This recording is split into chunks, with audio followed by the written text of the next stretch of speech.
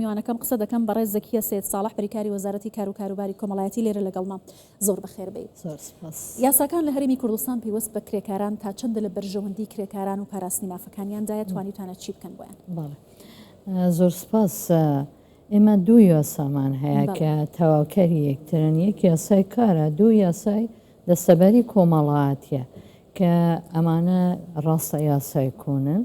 بەڵام لە یاسای دەستەبەری کۆمەڵایەتی لە ساڵی 2012 هەموار کراوە و لە بەرژەوەندی کرێکاران ڕاستە کۆنن، بەڵام کۆمەڵێ مادە و بڕگە هەن کە لە بەرژەوەندی کرێکاراندا پەیوەندی مابەینی کرێکار و خاوەن کارڕێک دەخاتەوە، هەروەها مافەکانی کرێکار لە ناو ئەم یاسایانەدا هەن. بۆیە بەپێی ئەم یاسایانەی کە هەن پێویستە یاسایەکی تریشمان هەبێت کە یاسای سەلامەتی و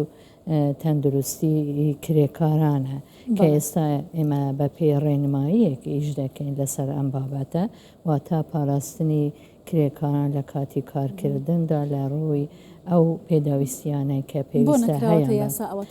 ئەمە لە عێراقش تا ئێستا یاسا نەبووە، لە عێراق ئێستا کار لەسەر ئەوە دەکرێتن، پرۆژە ڕەشنووسی یاسایەک دروست کراوە و ئێمەش لە هەرێمی کوردستان پاش ئەوەی کە پەرلەمان دەست بەکار دەبێتن حتمما کار لەسەر ئەوە دەکەین کە ئەم یاسا لە هەرێمی کوردستانش ئامادەکاری بۆ بکرێتن، بەڵام کە ئێستا نیمانە کار لەسەرەوە دەکەین کە ڕێنماییەکی تایبەت دروست باشە. تایبەت بە دەستەبەری کۆمەڵایەتی بۆ کرێکاران تا چەند دەمە توانیوێتی مافی کرێکارانیان بۆ بگەڕێنێتەوە و چەندە کرێکارانیش خۆیان هەوڵ دەدەن ئەم هۆشیاریان هەبێت کە لە دەستەبەردا خۆیان تۆمار بکەن، لەبەرەوەی هەندێک کەس پێیان وایە باجێت دەستەبەری کۆمەڵایەتی لە داهاتوودا قازانجێکی بۆیان نابێت بەپێی ئامارەکان ئەو ڕێژەیە و کرێکارانی هەن زیاترن لەوانی کە دێن لە دەستەبەری کۆمەڵایەتی خۆیان تۆمار دەکەن. گوڵە بەخان جەنابەت ئەزانی کە حکوومەتی هەرێمی کوردستان ینی تەعیناتی ڕاگرتووە کە تەعیناتی ڕاگرتووە، عێراق تەعیناتی ڕاگرتووە لەسەر هەرێمی کوردستان با بڵێن کە تەعیناتی ڕاگرتووە ئێمە دەبێ ڕوو لە کەرتی تایبەت بکەین بۆ ئەوەی بژانەوەی هەرێمی کوردستان هەبێ، دەبێ احتیمام بە کەرتی تایبەت بدەن کە باسی کەرتی تایبەتیش دەکەین پێویستە کرێکاری ڕاهێنرا و بنێرینە ناو کەرتی تایبەت بۆ ئەوەی بتوانێت بە شێوازێکی باش بە کوالێتیەکی باش لە کەرتی تایبەتدا ئیش بکاتن. بۆیە لە هەرێمی کوردستان ئێمە کە کەرتی تایبەت ئیش دەکاتن ئێمە دەبێت دەستەبەری مافەکانی کرێکار بکەین، چونکە ئێمە لە هەرێمی کوردستاندا دوو جورە کرێکارمان هەیە، کرێکارێک هەیە کە ڕێکخراوە، کرێکارێکیش کە ڕێک نەخراوە. ئەوی ڕێکخراوە گرێبەستێک دەکاتن لەگەڵ خاوەنکارەکەی، بەپێی ئەو گرێبەستە مافەکانی وەکو بڵێن مسۆگەر دەکرێتەوە. بۆیە کە دەستەبەر کرا واتە 12 بەپێی راپۆرتەکەی جەنابیشتان ئەو 12% کە خاوەنکار دەدات و 5% دەچیتە سندوقێکەوە کە چوو سندوقێکەوە یعنی ئەوە تامینی ژیانی تەقاعدی ئەم کرێکارە دەکاتن بەپێی ئەو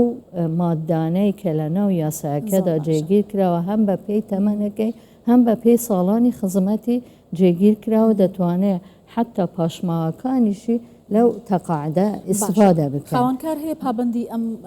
یاسایە نەبێت و بەهۆی سکاڵای کرێکارەکەەوە سزا درابێت بە پێ و مەرجانێکە دانراوە؟ بەڵێ ئەوانش کراوە، بەڵام بە خۆشحالیەوە لە کابینەی نوێمی حکوومەتی هەرێمی کوردستان لە ساڵی 2019 بڕیارێکی جەنابی سەرۆکی حکوومەت هەیە کە بڕیاری 86 هیچ پرۆژەیەک لە هەرێمی کوردستان مەموڵەتی پێنادرێ ئەگەر پرۆژەکە دەستەبەر نەکرێ و ئەگەر کرێکارەکانی کە لە ناو پرۆژەکەدان دەبێت دەستەبەر بکرێن و بۆ ئەمەش ئێمە ئالیەتمان هەیە، یعنی چوو بە دووادارچوونی ئەم پرۆژانە بکەن. بۆ نمونایمە 34 لژنەمان هەیە کە 15 لەم لژنانە لەم کابینەیانە دروست بوونە کە بە دووادارچوونی پرۆژەکان دەکەن ئایا دەستەبەر کراون و بە دووادارچوونی کرێکارەکانیش دەکەن ئایا کرێکارەکان دەستەبەر کراوە یان نەبوو ئەوەی مافەکانیان مسۆگەر زۆر باشە بکرێتەوە. زەکیە خان لە کابینینەوەی حکوومەتی هەرێمی کوردستاندا زۆر هەوڵدراوە و وەکو بڕیارێکیشی لێ هاتووە کە لە پرۆژەکاندا بێ دەستی کاری ناوخۆی بەکاربهێنرێت و کرێکاری ناوخۆی کاری تێدا بکەن. ئەمە تا چەندە کاریگەر بووە لەسەرەوەی کە کرێکاری ناوخۆی هەلی کاری زیاتریان بۆ بەڕخسێت و ژمارەکان چەندە جیاوازیان هەیە؟ ئێمە ئەو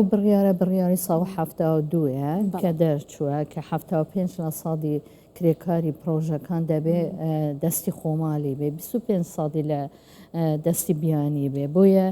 لە ژنەیەک هەیە بە دوادا چۆن دەکاتن یعنی لە هەموو شوێنەکان لیجان هەیە بە دوادا چۆن دەکاتایە وەکو گوتم مفاتشمان هەیە ئەم مفاتشانە سەردانی پرۆژەکان دەکەن ئایا ئەم بڕیارەیان جێبەجێ کردووە یان جێبەجێ نەکردووە. هەندێک پرۆژە هەیە پێویستیان بە دەستی کار هەیە بەڵام یاسا ڕێکی خستووە کە ئەم پرۆژانە دەتوانن ئەم کرێکارەی کە اختصاسەکەی لە هەرێمی کوردستان نییە دەدێنە ناو هەرێمی کوردستان بۆ ماوەیەکیش ماوەیەکی سنوورداریش دانراوە لەم ماوەدا دەبێت کرێکاری خۆماڵی فێری ئەم ئیشە ببێتن و ئەوەی کرێکارە بیانیەکەی بگەڕێتەوە وڵاتەکەی خۆی کرێکاری ناوخۆی بتوانێت ئەم کارە بکاتن بۆیە ئەمە بە دووادە چۆنی بۆ دەکرێت وەکو گوتم مفاتشمان هەیە ئەمە بۆ جاری یەکەمیش لە کابینەی نوێمی حکوومەتی هەرێمی کوردستان مفاتشی کاریش دانراوە پێشتر بەس مفاتشی دەستەبەری کۆمەڵایەتی هەبووە بەڵام ئێستا مفاتشی کاریش دانراوە ئەمانە بە دووادە چۆن دەکەن بزانن پرۆژەکان ئایا توانی ویانە خۆیان بگونجێنن لەگەڵ ئەم بڕیارە ئەگەر خۆیان نەگونجێت دەبێت حتمما مۆلەتیان پێ دەدرێت دەبێت خۆیان بگونجێن. من ئێستا لێرە بەرلۆی لەگەڵ جنابەت قسە بکەم ئامارێکم ئاماژە پێ کرد کە ژمارەی گیان لە دەستان و برینداربوونی کرێکارەکان لە شوێنی کارەکانیان زۆر کەمتر بۆتەوە بەراورد بە ساڵەکانی پێشووتر تا چەندە هەوڵ بۆ پاراستنی سەلامەتی کرێکار لە شوێنی کاریان دراوە مەرجەکان بۆم بابەتە چی؟ بەڵێ وەکوتم ئێمە لە قانوندا هاتووە پاراستنی سەلامەتی و تەندروستی کرێکاران لە کاتی کارکردندا و بە قانون ئێمە کاری پێ دەکەین لە قانونی دەستەبەری کۆمەڵایەتی و هەروەها کاردا ئاماژەی پێکراوە بەڵام قانونێکی تایبەتمان نییە بەڵام ئەوە مانایەوە ناگەینێ کە ئێمە بە دووادە چوون بە سەلامەتیان نەکەین وەکو گوتم ئەم فەتشانەی ئێمە و هەروەها ئەو بابەتانەی کە پێویستە بۆ تەندروستی دەبێ هەڵبواسێتەوە لە سەر پرۆژەکان بۆ ئەوەی پابندی بکات خەوان پرۆژەکە بۆ ئەوەی تەندروستی کرێکارەکە عەفو بپارێزرێ ئەگەر بە تایبەت ئەو کرێکارانەی کە دەستەبەر کراون یعنی ئەمە کە دەستەبەر کرا ئیتر هەموو مەسئولیەتێک دەکەوێتە سەر زۆر باش زۆر سپاس دەکەم بەڕێز دەکیە سید ساڵح بریکاری وەزارەتی کار و کاروباری کۆمەڵایەتی لێرە لەگەڵم بووی زۆر سپاس سپاس بەێوەش.